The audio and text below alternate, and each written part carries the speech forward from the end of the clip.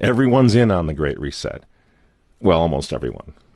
There's one guy who's got the power to do something to stop it, and you know exactly where I'm going. And they made a mistake. They tried to get Trump on their side, so they invited Donald Trump to Davos, I think a couple of times. But in January, when Donald Trump, I think, really began to see the beast that he was up against, he went to Davos, to the World Economic Forum, and he stuck a mega finger in their eye.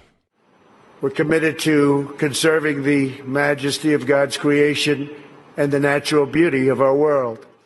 But to embrace the possibilities of tomorrow, we must reject the perennial prophets of doom and their predictions of the apocalypse. These alarmists always demand the same thing: absolute power to dominate, transform, and control every aspect of our lives. We will never let radical socialists destroy our economy, wreck our country. 2 days after Donald Trump gave that speech, the 89-year-old leftist weirdo billionaire George Soros made an emergency intervention where, at Davos, once again, warning that the U.S. 2020 election will determine the, quote, fate of the whole world. Now, in the context of Davos, take a look at this one more time. This is a month after Donald Trump addressed Davos and stuck the MAGA finger in their face.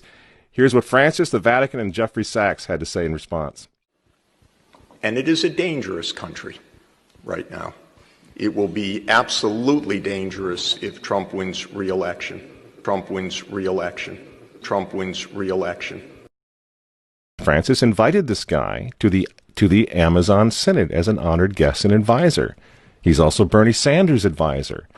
What's he doing in the Vatican? Why is this guy who's a promoter for socialist, out and out socialist, Bernie Sanders, what's he doing advising the Pope? Why does he have entree to the Vatican, friends? Sachs supports abortion and contraception, but that's not a problem for the Vatican. For the Vatican, for Pope Francis, and for his friends at the UN, Donald Trump is the problem, obviously, friends.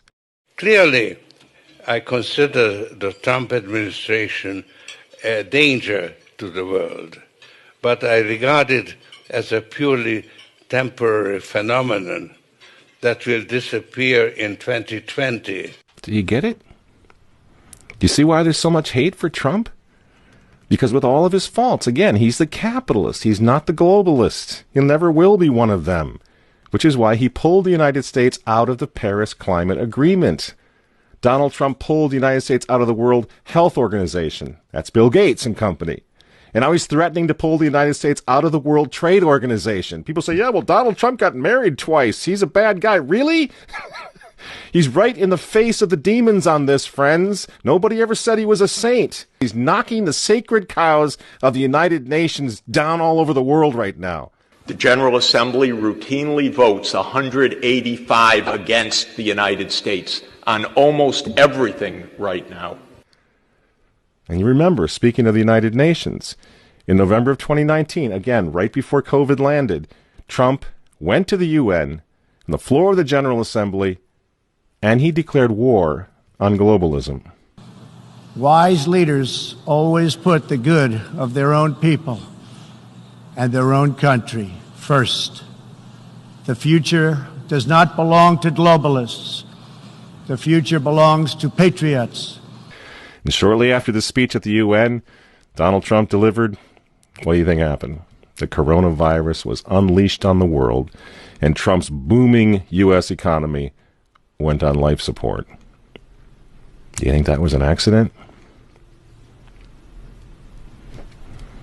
So when they tell all of us to stay home, wear your mask so grandma doesn't get sick, please understand what's really going on here. They don't care about your grandmother. They don't care about old people, these people. They don't care about babies. They want them aborted so that they can save the common home.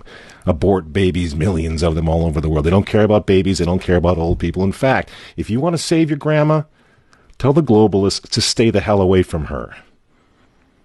You remember how some of them, like Cuomo and characters like this, were running COVID recovering patients through nursing homes? That's how much they care about grandma. And the name of the game now is to bring the United States economy to its knees, get it out of the way, so that everyone will want the Great Reset. Make the new normal so intolerably abnormal that even you and I, maybe, at some point in the near future, will be begging for the vaccines because we'll be driven crazy by that point. Begging for whatever else is going to keep us safe according to our jailers and our handlers and our zookeepers. You see? That's what they want. That's why they keep using this term, new normal. You know what we do to fight back? Go to work.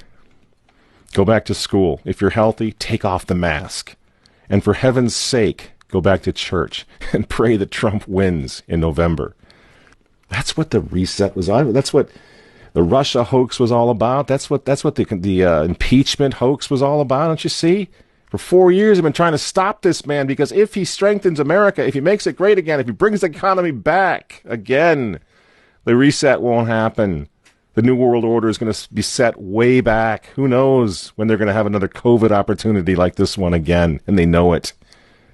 So ask yourselves why they hate this man. These folks, these men, they hate God. They hate the unborn. They hate the traditional family. They hate you. And they hate Donald Trump, whose political opponents, by the way, right now are knocking statues of saints to the ground. They're beating up cops, and they're burning flags.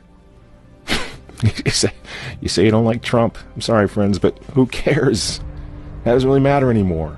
But you think of Trump's personality or his tweets. Look at the big picture. The choice is simple, friends. Stand with America right now, or fall with the New World Order in the not-so-distant future. There's no other choice. I'm Michael Matt for Remnant TV, and we'll see you next week.